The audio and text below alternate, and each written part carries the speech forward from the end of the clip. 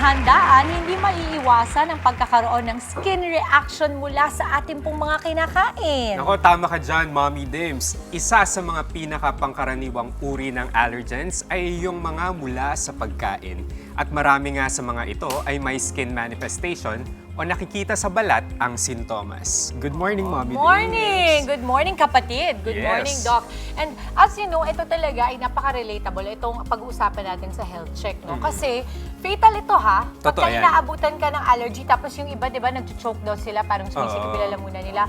People actually die from this. That's why napaka-importante yung pag-usapan natin. Kasi dahil kabi-kabilaan nga ang pinupuntahan natin, minsan hindi mo matrack. Kunwari, di ba, Doc, meron yung mga nag-allergy na parang ngayon mo palang matatry kahit na matanda ka na. Yes, that's true. Totoo yan. Oo. Ito, pag-usapan natin ang unang katanungan, Doc. Ano ang mga pagkaing inihahanda natin sa Noche Buena ang madalas na nagdudulot ng allergy? Meron bang ganun? Madami, Mommy Dims. Pero Okay. una, sabihin ko muna, any food can be a potential allergen. Oh, any Any kind. food. Oh. Ito lang yung mga mga madalas na magdulot ng allergy sa katawan. So, unang-una, nandyan yung seafood.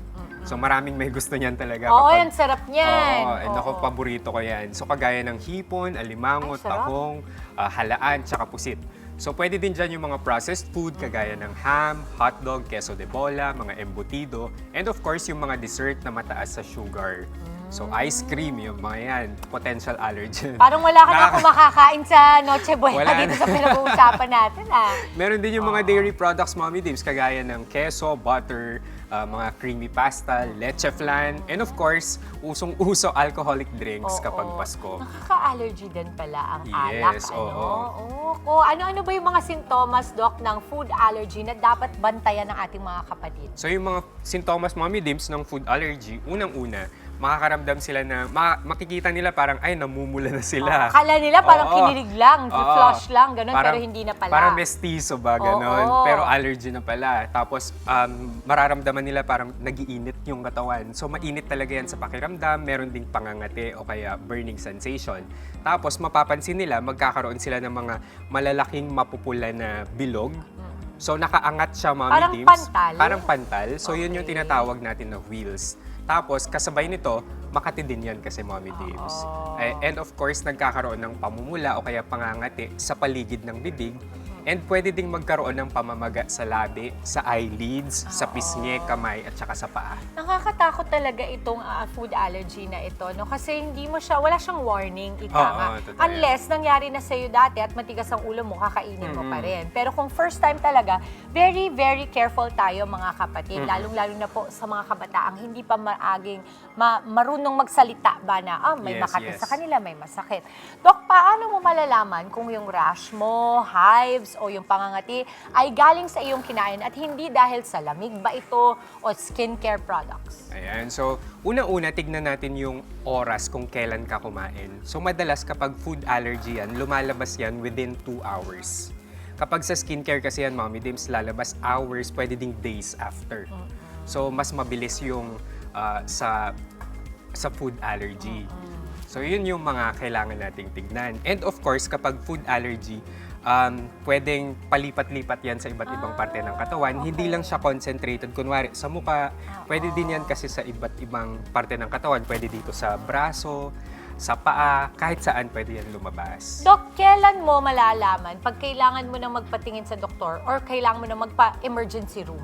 Ayan, so dadalhin na natin sa pinakamalapit na emergency room kapag kunwari, nahihirapan ng huminga yung isang tao after kumain ng pagkain. Tapos hinihingal, naninikip na yung lalamunan, tapos may kasama na itong pamamaga o kaya swelling ng labi, ng dila, ng eyelids. Tapos yung rashes niya, Mommy Dims, o kaya yung hives, mabilis yan kumalat sa buong katawan niya.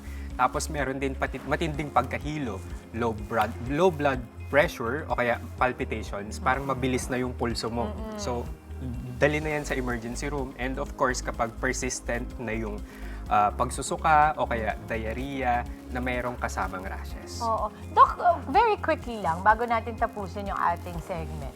Kaya ba parang hinihingal or nangangating lalamunan? Is it because kung ano yung manifestation na nakikita mo sa pagpapantal, ganun din ba sa loob? Na Oo. parang nagre-react din siya, maaaring nagkakaroon din siya ng malapantal, ika nga. Yes, Ma'am Dims, totoo yan. Yan yung tinatawag natin na anaphylaxis. Ayun. Kaya sa mga kapatid po natin nanonood ngayon pong holiday season, mag-ingat po tayo. Kagaya po ng payo ni Doc Richard sa atin, we have to make sure kung ano ba yung i-assess. Actually, Doc, meron, di ba pag pumunta ka ng doktor o ng hospital, pwede kong magpag-allergy test? Yes, oo. Patch test yung tinatawag natin. Okay. Pwede mong malaman kung saan ka talaga allergic. So, merong mga ilalagay. Oo. Tapos, dun makikita kung saan ka particular talaga na Oo. allergic. Para alam mo na kung ano yung Oo, iiwasan yung iiwasan. mo. Kasi Mommy Dims, ang allergy, it can manifest anytime. Hindi ibig sabihin na wala kang allergy dati. Noon. Pwedeng magkaroon ka na talaga ngayon. Oo, Bigla-bigla totoo din yan. minsan. Kasi I think iside ko lang po si Papa B, yung asawa ko po, hindi yan ever talaga nagkaroon ng problema sa seafood. At one time, merong restaurant na hindi masyadong naluto ng maigi. Grabe, para siya talagang sabi ko, Melam, ano nangyari sa'yo? Anya, baka Nagpantal kinukulam siya. mo ko. Hindi. Sabi ko, Melam, hindi. Ano yung allergy? Wow. Hindi. Doc Richard, maraming salamat sa usapin natin. I'm sure marami sa mga kapatid natin ngayon ang talaga namang naliwanagan pagdating sa ganitong aspeto. Doc, any social media accounts? Kasi kadalasan pag may kasama tayo dito, hindi na kita natatanong eh. Oh, thank you, Mommy Dims. Sa Facebook, Instagram, and TikTok, Doc Richard Gadiaza. Tapos may mga peke palang nagpapakalat ng videos ko, What? Mommy Dims. My God! Oy, ingat Oo. sa scam, ha? They are promoting abortion, hindi po ako yun. Oh hindi my po God, ako nagpapromote no. ng abortion. Oo. Okay, so yun po. At saka you can visit my clinic, Skinsol Advanced Dermatology and Medical Aesthetics, Mandaluyong, Fairview, and Cubao. Kailan ka daw ba madadaanan sa Mandaluyong? Dito ka madalas? Madalas ako sa Mandaluyong, Ma'am Dims, Wednesday, Friday, and Saturday. Ayun. So alam na ng mga kapatid natin pag gusto ng abangan ng gwapong-gwapong doktor namin si Doc Richard, ha? Maraming salamat, Dr. Richard Gadiaza! Mga kapatid, Dimples Romana po, maging maalam at may pakialam sa mga napapanahong issue at headlines. Mag-follow na po at subscribe na sa social media pages ng News 5.